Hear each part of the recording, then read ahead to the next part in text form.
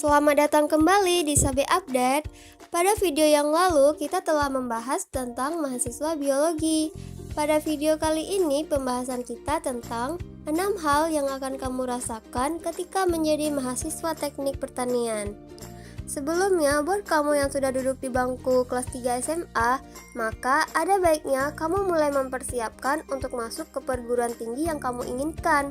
Dan jangan lupa pula untuk mencari tahu jika kamu cocok masuk ke jurusan mana.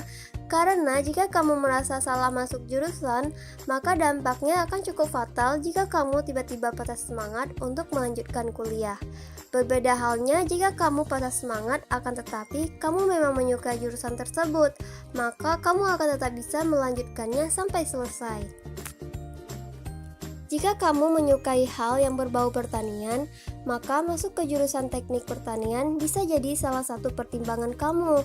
Jurusan teknik pertanian merupakan disiplin ilmu pada penerapan dasar teknik dalam bidang pertanian, mencakup bidang teknik mesin budidaya pertanian, teknik sumber daya alam pertanian, teknik proses hasil pertanian, energi dan listrik pertanian, perbengkelan dan instrumentasi di bidang pertanian, ergonomika alat dan mesin pertanian, sistem dan manajemen keteknikan pertanian, lingkungan dan bangunan pertanian, serta teknik tanah dan teknik sumber daya air. Ilmu teknik pertanian merupakan sebuah upaya untuk meningkatkan efisiensi usaha pertanian yang bertujuan untuk meningkatkan produktivitas, mutu, kontinuitas pasokan produk-produk pertanian, kesejahteraan petani, dan kelestarian lingkungan. Efisiensi tersebut meliputi lahan, tenaga kerja, energi, dan sumber daya. Namun, di balik semua itu pasti terdapat saat kamu merasakan suka dan duka saat menjalani perkuliahan di jurusan teknik pertanian. Kali ini Sabe Update akan mencoba memaparkannya kepada kamu. Yang pertama, jurusan teknik pertanian itu tidak turun ke sawah saja. Kamu akan mengikuti praktikum di laboratorium dan bengkel. Pasti banyak yang berpikir bahwa jurusan teknik pertanian itu kegiatannya hanya turun ke sawah dan mempraktekkan teknik penanaman. Pemikiran itu tidak sepenuhnya salah dan tidak sepenuhnya benar, karena kamu sebagai mahasiswa teknik pertanian akan mengikuti proses pembelajaran juga di dalam laboratorium dan di bengkel. Di laboratorium, kamu akan belajar proses pasca panen pada pertanian seperti contohnya proses pengeringan pada komoditas pertanian, proses membuat kemasan seperti edible film, dan semua proses pasca panen akan dipelajari di laboratorium. Di bengkel, kamu akan belajar bagian-bagian dari mesin prapanen dan pasca panen. Contohnya, kamu akan mempelajari cara pengoperasian traktor sampai pada tahap perawatannya. Namun setelah belajar di laboratorium dan bengkel, kamu juga jangan senang dulu, karena setelah itu kamu harus membuat laporan praktikum. Yang kedua, kamu akan mempelajari beberapa mata kuliah yang berkaitan langsung dengan teknik sipil. Jangan berpikir jika masuk ke jurusan teknik pertanian, kamu akan selalu mempelajari mesin prapanen dan pasca panen.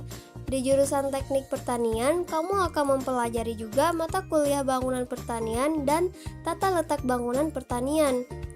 Pada mata kuliah ini, kamu akan merasakan sensasi menjadi mahasiswa teknik sipil, karena kamu akan mempelajari bagaimana merancang sebuah bangunan yang layak untuk dijadikan gudang penyimpanan, pabrik, bengkel pertanian, dan sebagainya yang berkaitan dengan dunia pertanian. Selain itu, kamu juga akan belajar merancang bangunan melalui AutoCAD, SolidWorks, dan Visual Basic. Tidak hanya sebatas itu saja, kamu akan benar-benar beruntung jika masuk ke jurusan teknik pertanian karena ilmu yang akan kamu dapatkan sangat luas. Yang ketiga, sebagai calon seorang teknokrat di masa depan, maka kamu akan belajar mata kuliah yang sangat beragam. Mata kuliah yang sangat beragam di sini merupakan kamu juga akan mempelajari ilmu-ilmu kebumian, aliran sungai, bahkan mata kuliah ekonomi teknik akan kamu pelajari yang tentunya akan sangat kamu butuhkan nantinya dalam dunia kerja. Pada mata kuliah ekonomi teknik, kamu akan menghitung dari hulu sampai hilir proses pembangunan tempat produksi sampai hasil produksi tersebut ke tangan masyarakat.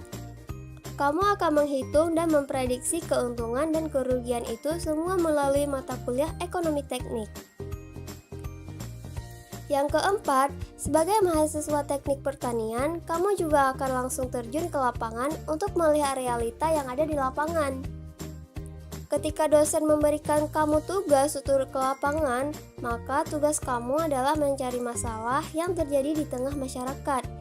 Misalnya, ketika kamu terjun langsung ke pesawahan dan melihat langsung proses pembajakan sawah oleh para petani, tugas kamu di sana adalah memastikan semua prosedur yang dilakukan oleh para petani sudah sesuai dengan prosedur untuk meminimalisir tingkat kehilangan hasil atau tingkat kecelakaan kerja yang bisa saja menimpa para petani.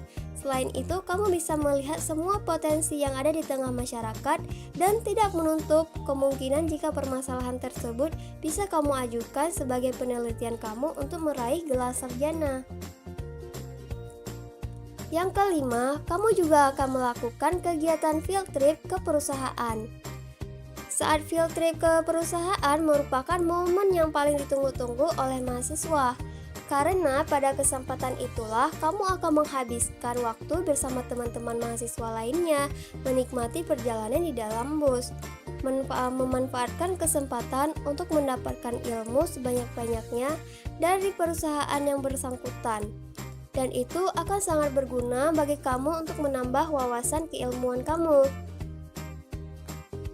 Yang keenam, sebagai seorang mahasiswa, kamu harus tetap bersabar dan semangat menjalani perkuliahan. Ketika menjadi mahasiswa, maka mengerjakan tugas kuliah, laporan praktikum, dan tugas lainnya sudah menjadi rutinitas sehari-hari. Terkadang ada saatnya kamu harus mengerjakan beberapa tugas sekaligus, sedangkan jadwal untuk mengumpulkan tugas tidak lama lagi. Di saat itulah kamu akan merasa tingkat kegalauan yang sangat tinggi dan stres akan melanda diri kamu sehingga kamu frustasi.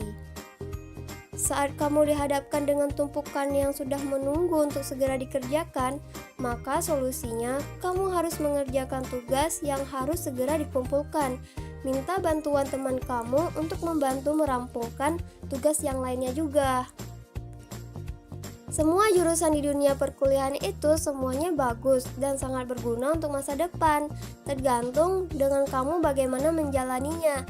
Jika kamu pergi kuliah hanya untuk sekedar mendapatkan ijazah, maka yang akan kamu dapatkan adalah ijazah dan kemungkinan sedikit dari ilmunya. Sedangkan jika kamu pergi kuliah untuk mendapatkan ilmu dan ingin mengaplikasikannya dalam kehidupan, maka yang akan kamu dapatkan adalah ilmu yang sangat berguna dan bonusnya kamu akan mendapatkan ijazah sebagai legalitas bahwa kamu adalah seorang sarjana. Apapun jurusan yang kamu ambil atau yang sedang kamu jalani, tetaplah semangat. Karena jika tanpa semangat, semua yang akan kamu lakukan sama saja seperti keterpaksaan. Dan dukung terus channel Sabi Update dengan cara menekan tombol like, komen, share, dan subscribe agar kami dapat semangat untuk membuat video-video yang selanjutnya.